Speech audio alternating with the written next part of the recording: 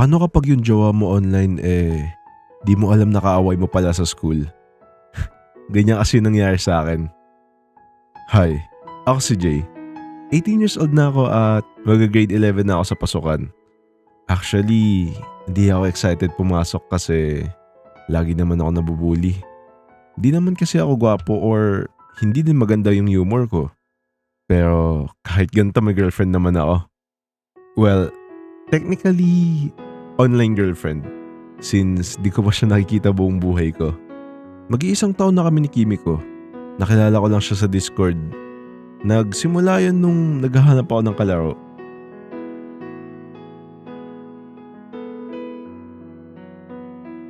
Looking for duo. Pwedeng lalaki pero prefer babae. Grabe naman sa prefer babae. Kaya nga pwedeng lalaki eh. Sus, kahanap ka lang ng kaduo eh. Kaya nga, hindi mo ba nabasa sinabi ko? Sus, pare-pareho talaga kayong mga lalaki dito sa Discord. Lo, nadamay pa nga ako.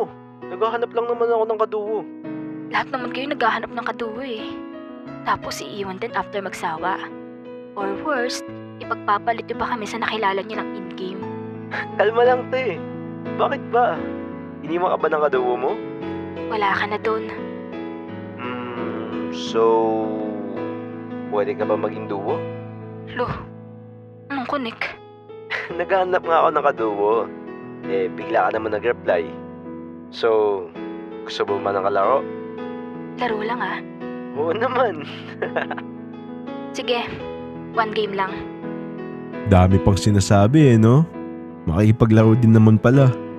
So ayun, yun yung naging kwento namin kung paano kami nagsimula ng online girlfriend ko. Halos maghapon magdamag kami naglalaro ng iba't ibang online games. After ng isang buwan namin ng paglalaro nahulog din kami sa isa't isa. Kimiko, may tanong pala ako. Ano yun? Tingin mo ba pwede tayo mag-level up? Paano mag-level up?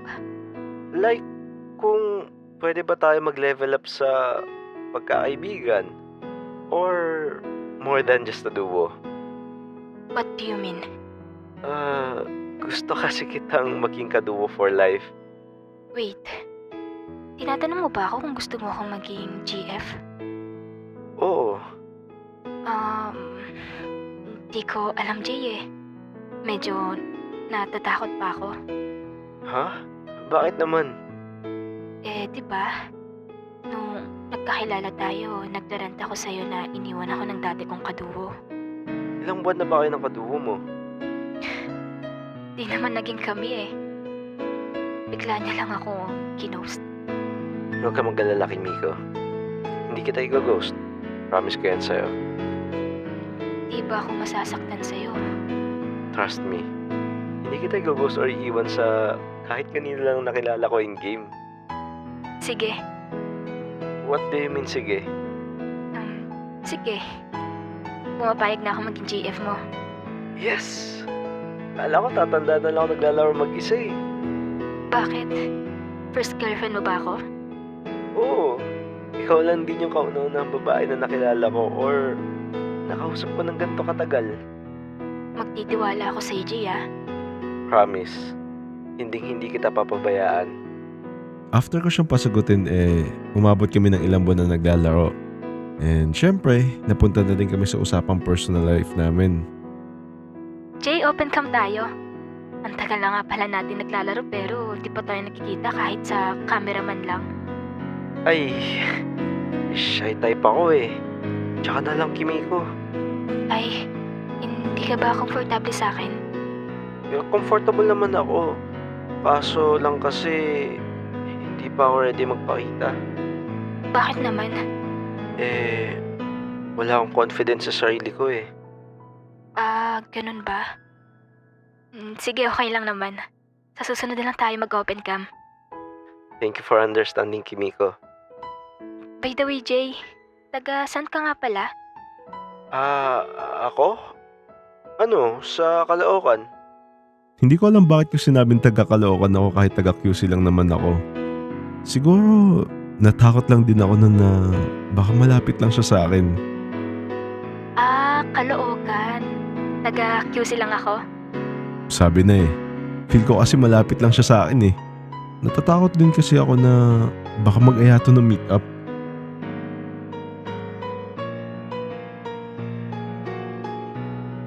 Isang taon na kami ni Kimiko at kakatapos lang ng quarantine kaya face-to-face na yung magiging klase. Hindi pa rin kami nakikita ni Kimiko kahit open cam since lagi ko siya sabi na wala akong confidence at lagi niya rin naman ako naiintindihan. Uy, face-to-face na rin ba kayo? Oo. Kayo? Oo, face-to-face na din. Baka maghanap ka ng kapalit ko pag face-to-face na, ah. Hindi Never. Tsaka wala din ng confidence in person. Mostly mga kaibigan ko mga gamer lang din na lalaki. Sus, duda ako dun. May magkakagusto sa'yong babae din in class. May magkagusto man or wala, ikaw lang ang gusto ko. Actually, hindi na ako nag-expect na may magkakagusto sa akin eh. Alam ko naman na mag-isa lang ako lagi sa likod ng classroom. Swerte pa nga pag may kaibigan ako eh.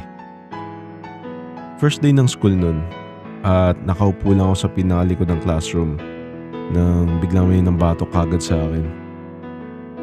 Hoy, ba't ka nakaupo dyan? Ay, sorry po. Umalis ka nga dyan. Magkakatabi kami ng mga kaibigan ko dito sa likod. Sorry po. Alis na po. Teka, saan ka pupunta? Dun po sa gitna. Patupo ka sa gitna. Matalino ka ba? Bakit po? Eh, dyan uupo mga kukopyahin namin matalino eh. Doon kayo mga weirdo sa harap. Sige po. Sorry po. Sabi na eh. First day pa lang ng school may nambubuli na agad sa akin. Pero may twist lang ngayon. Lahat kasi sila nambubuli sa akin puro lalaki. Ang kakaiba lang ngayon, babae yung nambubuli.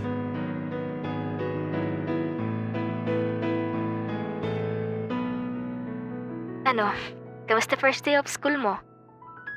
Okay lang naman. Parang normal of first day of school lang. Wala ka namang nakitang maganda doon. Hindi naman ako nakatingin kahit kanino eh. Ano yun? Nakayuko ka lang maghapon? Oo. Wala ako sumad kumausap ng kahit sino eh. Gusto ko kasi ikaw lang yung kausap ko. Lucio, parang kang tanga.